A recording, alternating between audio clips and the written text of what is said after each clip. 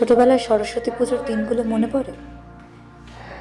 স্কুলের টিফিনের সময় কিংবা ছুটির পরে কোনো একটা ফাঁকা জায়গায় সব বন্ধুরা মিলে সরস্বতী পুজোর প্ল্যান করা হতো। কি পরা হবে, কি রঙের পোশাক পরা হবে। পরে আসবি নাকি কি পরে আসবি?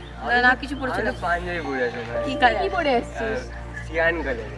আমি শার্ট পরে চলে আসবো, নাটক পাঞ্জাবি পরে আসবো, পাঞ্জাবি পরে আসবো, আর কি পরে আসবো? তুই কি পরে আসবি? ঠিক কটার সময় আসতে হবে সব নিয়ে একটা বৈঠক মতন বসতো।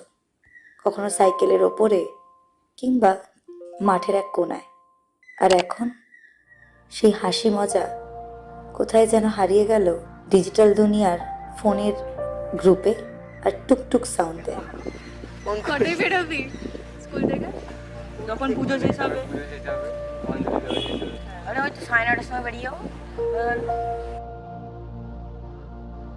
এখন হয়তো এক সপ্তাহ আগে থেকে প্ল্যান করা হয়, কিন্তু যেটাকে বর্তমানে বলা হয় রিইউনিয়ন, সেটা হয়তো কখনো হয়েও ওঠে না।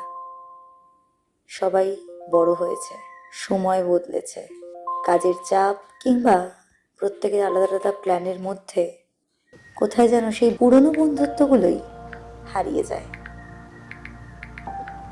একসাথে আর দেখা হয় না, সেই পুরনো স্কুলের দিনগুলো কিংবা পুরনো স্কুলের প্ল্যানগুলো হয়ে ওঠে না।